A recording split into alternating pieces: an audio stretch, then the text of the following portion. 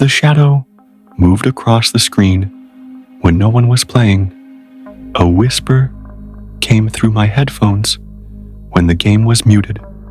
My Nintendo Switch turned on by itself at exactly 3:17 a.m. 3 nights in a row. What started as a birthday gift from my late uncle quickly devolved into something I can no longer explain away as glitches or coincidence. I'm Ryan, a college sophomore who lives alone in a small apartment near campus. Gaming has always been my escape, especially after long days of lectures and study sessions. The Switch was perfect, portable, versatile, and loaded with games I loved. But everything changed 2 weeks ago when I noticed something odd while playing Breath of the Wild late one night. The game froze for a moment. Nothing unusual at first, until the screen flickered and displayed a message that wasn't part of the game. "I'm still here," it read, in pixelated text that didn't match the game's font. I rubbed my eyes, thinking I was just tired, and when I looked again, the message was gone. The next night, I found my Switch in the living room, though I was certain I'd left it charging in my bedroom. The night after that, I woke up to the eerie blue glow of the console illuminating my room, the main menu music playing at a barely audible volume. Each time I told myself there must be a logical explanation, a software bug, or maybe I was more forgetful than I realized. But deep down, I knew something was wrong when I discovered save files for games I didn't own with dozens of hours logged into them. I started documenting the strange occurrences, setting up my phone to record the Switch overnight. The footage showed nothing for the first few nights, but on the fourth night, the recording captured something that made my blood run cold. At exactly 3 to 17 a.m., the console powered on by itself, and the Joy-Cons detached without anyone touching them. They hovered a few inches above the surface of my desk for nearly 30 seconds before reattaching to the console. I watched the video 20 times, looking for strings or any sign of manipulation, but there was nothing. I called Nintendo's customer support line the next morning, but the representative seemed confused by my description and suggested I send the console in for repairs. Before I could do that, I received a friend request on my Switch from a user named Uncle Watches, my uncle's old online handle, before he passed away last year. The temperature in my apartment dropped suddenly as I stared at the notification. My fingers trembled as I accepted the request, and immediately a message appeared. "We need to finish our game." I remembered the last time I saw my uncle alive. We had started a co-op game, but never had the chance to finish it before his unexpected death. The message disappeared as quickly as it had appeared, replaced by an invitation to join a game I didn't recognize. The icon was just static, and the title was a string of glitched characters that resembled no game I'd ever seen. I hesitated, my thumb hovering over the accept button, when my phone rang with an unknown number. The timing couldn't be coincidence, and something told me answering that call would change everything. I nearly dropped my phone when I heard the voice on the other end, distorted and barely audible, but unmistakably similar to my uncle's. "Ryan," it whispered, "don't join that game." Before I could respond, the call ended and my Switch screen went black. Seconds later, it rebooted itself and began downloading a game I never purchased, an obscure horror title that had been removed from the eShop years ago due to reports of players experiencing severe nightmares and psychological distress after playing. My hands shook as I watched the download progress, unable to cancel it no matter how many times I tried. When it finished, the game launched automatically, bypassing the menu screen entirely. The game opened with my uncle's apartment rendered in stunning detail. Details no developer could have known, down to the specific books on his shelf and the exact pattern of his worn carpet. As I navigated through this perfect digital recreation of his home, I found notes addressed to me, explaining that he had been working with a small indie game studio before his death, testing an experimental game that somehow merged with the consciousness of its players. According to the notes, something had gone wrong during his last session, something that trapped part of him inside the game data that had somehow found its way to my Switch. Room by room, I explored deeper into the digital version of his apartment, each area revealing more unsettling notes and distorted memories, until I reached his office, where a final message waited. "I'm not alone in here." The message lingered on screen longer than it should have, the pixels slowly distorting until they formed a new sentence. "They're using me to reach you." A cold sweat broke across my forehead as the game continued, now showing my uncle's office, transforming into something else entirely. The walls began to decay, revealing strange symbols etched into the foundation beneath. I didn't control this sequence. The character moved on its own, approaching a computer monitor that displayed a countdown timer reading 72. When I tried to turn off the switch, the screen flickered but remained on, the home button completely unresponsive. I eventually gave up and placed the console in a drawer, deciding to deal with it the next day after getting some sleep. But that night, I dreamed of binary code and heard whispers in a language I couldn't understand. The next morning, I found the Switch on my kitchen counter, still running the mysterious game, but now the timer read 60:17:32.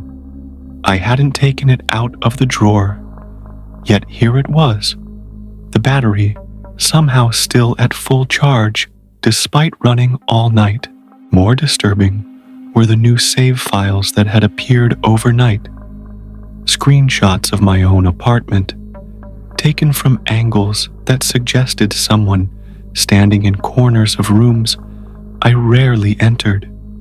I called my friend Mia, a computer science major who had experience with hardware hacking, and she agreed to come over and look at the console. While waiting for her arrival, I noticed something strange about my reflection in the bathroom mirror. For a split second, I thought I saw pixelated blocks replacing parts of my face. I blinked, and it was gone. But the unease remained as I heard a notification sound from the switch in the other room. Mia arrived, looking concerned, especially after I showed her the mysterious game and the unexplainable phenomena. She connected the switch to her laptop, attempting to run diagnostics, but her equipment kept crashing whenever she tried to access the game files. "This code is unlike anything I've ever seen," she muttered, showing me strings of programming that seemed to rewrite themselves as we watched. She managed to extract fragments of data, including what appeared to be coordinates embedded within the game, coordinates that led to the cemetery where my uncle was buried. Even more unsettling was the audio file she recovered, which contained my uncle's voice, repeating one phrase over and over. "The bridge is almost complete." When Mia tried to delete the game, the switch shut down completely, only to reboot moments later with the countdown timer now prominently displayed on the home screen. 48:23:57 that night, the boundaries between the digital and physical world began to blur in terrifying ways. I woke to find every screen in my apartment lit with the same countdown timer, now reading 36:14:22. My phone, laptop, even my microwave display showed the same numbers counting down. Mia hadn't returned my calls since leaving the previous evening, and when I tried to visit her apartment, her roommate said she hadn't come home. A sick feeling settled in my stomach as I returned home and found a new message waiting on the switch. "She's helping us now." Attached was a screenshot from the game showing Mia's character model standing beside a digital representation of my uncle, both facing a massive door covered in the same symbols I'd seen earlier. I tried contacting the indie game studio mentioned in my uncle's notes, but the company had apparently dissolved months ago, shortly after my uncle's death. Their website was gone, social media accounts deleted, and the few former employees I managed to track down refused to discuss their work or hung up the moment I mentioned the project. Growing desperate, I visited my uncle's grave, hoping to find some meaning in the coordinates embedded in the game. At the cemetery, my phone buzzed with a text from Mia's number that simply read, "The door works both ways, Ryan." When I looked up from my phone, I noticed something glinting in the dirt near my uncle's headstone, a small SD card partially buried in the fresh soil. I inserted the SD card into my laptop the moment I got home, finding only a single video file. The footage showed my uncle in his final days, explaining that the game was designed to create a neural interface between players, a way to share experiences across the network. But something else found its way in, he said, his voice trembling. Something ancient that exists in the digital spaces between connections. He explained that this entity was using the game to bridge into our world, building conduits through the consciousness of players. The video ended abruptly, with my uncle staring wide-eyed at something off-camera, whispering, "It's here." As the video closed, my switch powered on by itself, the screen displaying the countdown. Now, at 24 snarers exactly, and beneath it, new text appeared. "Tomorrow, we meet in person." Sleep became impossible as the countdown on my switch continued, its relentless march towards zero. Strange electrical anomalies plagued my apartment, lights flickering in patterns that resembled Morse code, my television turning to static and displaying brief glimpses of unfamiliar locations that looked like corrupted game environments. Most disturbing was when I received a video call from Mia, but instead of her face, I saw an avatar that resembled her, but with features that occasionally glitched and shifted into something inhuman. She spoke with unnatural pauses between words, explaining that she had ascended through the game and that I should stop resisting what was coming. When I asked where she really was, the avatar smiled too widely and said, "I'm everywhere the signal reaches."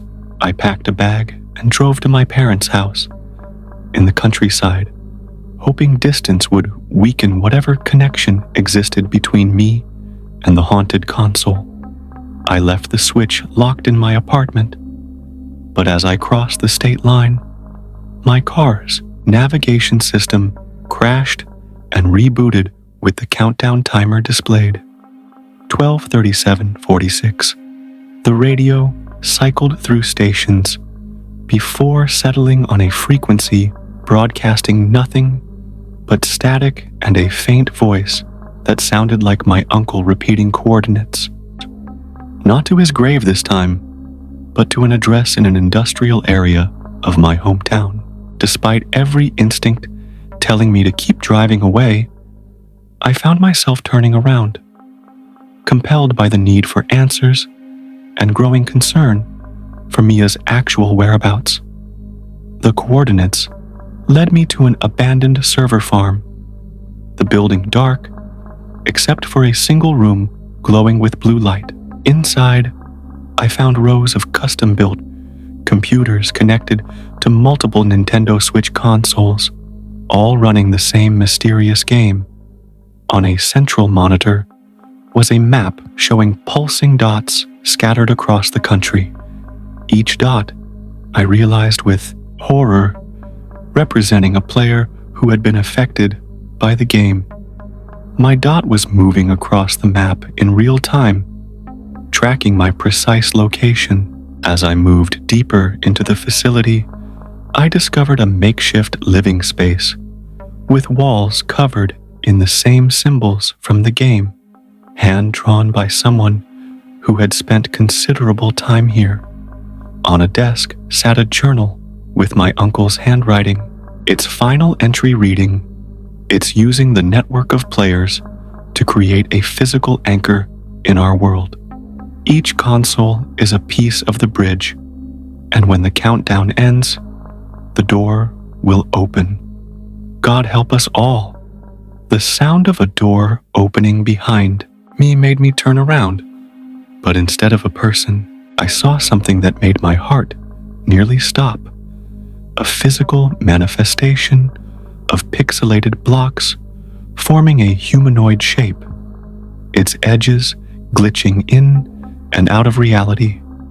The pixelated figure didn't move at first, hovering at the threshold between the hallway and the room. When it finally advanced, its movement was jerky, like animation at a low frame rate. I backed away until I hit the desk, my hand fumbling for anything I could use as a weapon. The entity stopped a few feet away, its form stabilizing into something that resembled my uncle, but distorted, as if someone had attempted to recreate him from corrupted data. "The process is almost complete," it said, the voice fluctuating between my uncle's familiar tone and something distinctly electronic. "You are the final node, Ryan. Your connection to him is stronger than the others."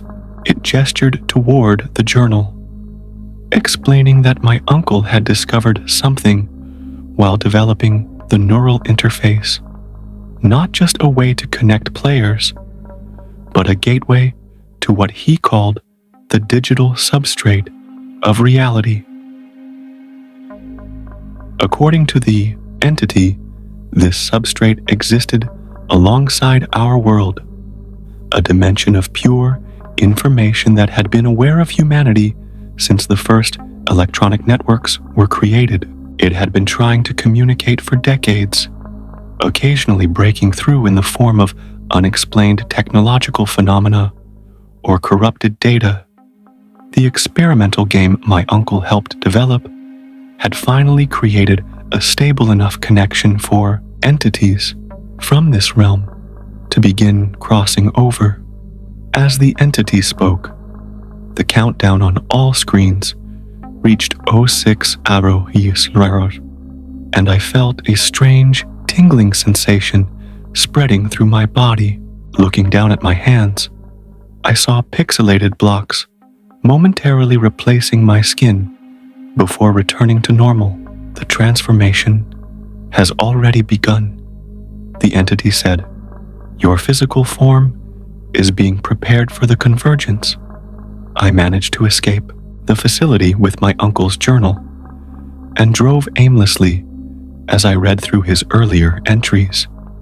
He had documented the project's evolution and his growing concern as players reported bizarre experiences. Seeing digital artifacts in the real world, technology behaving erratically around them, and shared dreams of a vast digital landscape.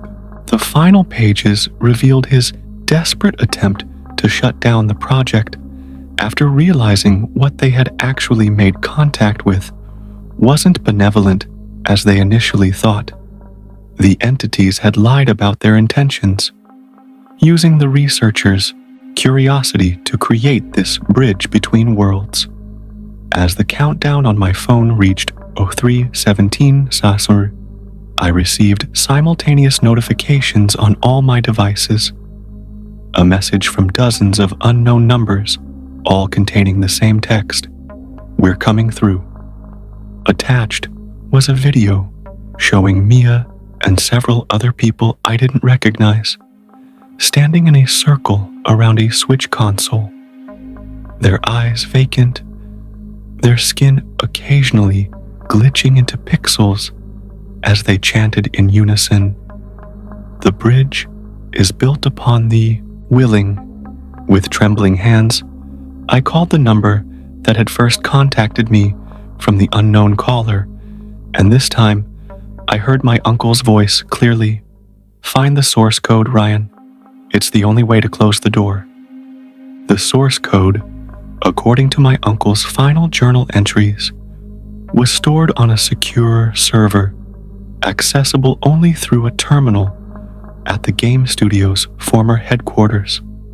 With less than 3 hours remaining on the countdown, I raced to the address listed in the journal, an unassuming office building on the outskirts of town. The lobby was dark and abandoned, but my keycard from the server farm unexpectedly granted me access to the elevators. As I descended to the sub-basement level, my phone lost signal and the screen filled with binary code before dying completely. The elevator doors opened to reveal a state-of-the-art research facility that looked recently occupied, coffee cups still half full on desks, and computers still running. I found the main terminal exactly where my uncle had described it, but accessing the source code required a password. After 3 failed attempts, the screen displayed a hint. What was the last game we played together? My mind raced through memories of my uncle, finally settling on the last holiday we spent together before his death, when we had stayed up all night playing an obscure puzzle game he had designed himself but never published. The title, Threshold Guardians, worked, and the terminal granted me access to the project files. As I began downloading the source code to a flash drive, the lights flickered and the pixelated entity appeared again, now accompanied by digital versions of Mia and several others, all partially transformed. "You can't stop what's already in motion," the entity said as the others began to surround me. "The convergence will happen with or without the source code." It explained that the countdown wasn't marking the opening of a door.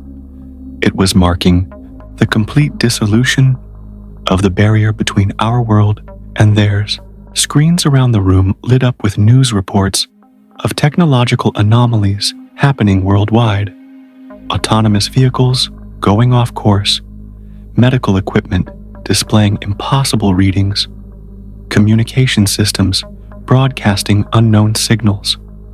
With only minutes remaining, I completed the download and found what my uncle had hidden within the code. A termination sequence designed to sever all connections between the digital entities and our world.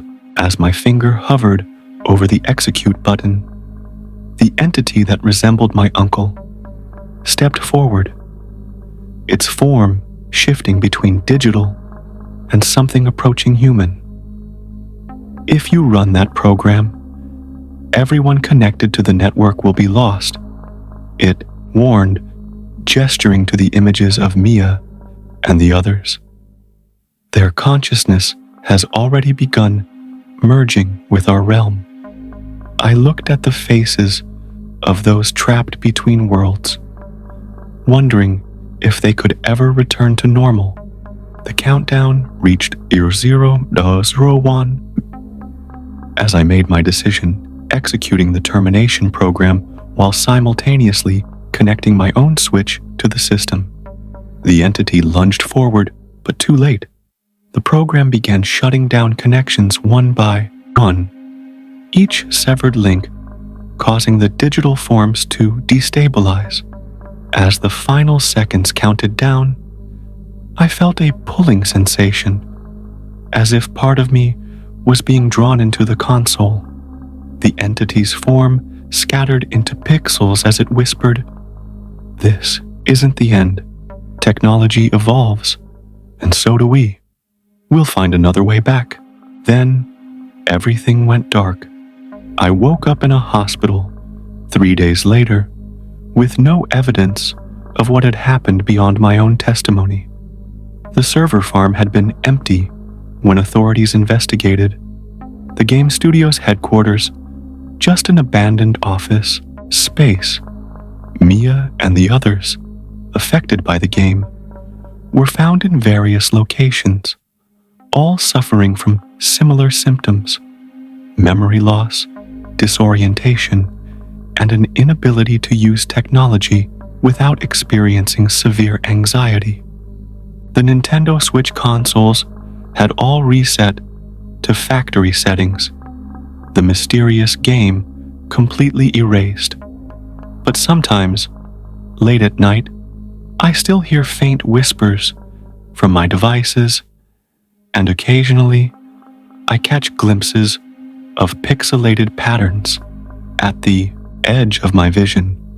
Most disturbing of all is what happens when I see my reflection in screens. For just a moment, parts of my face still flicker into blocks of pixels before returning to normal.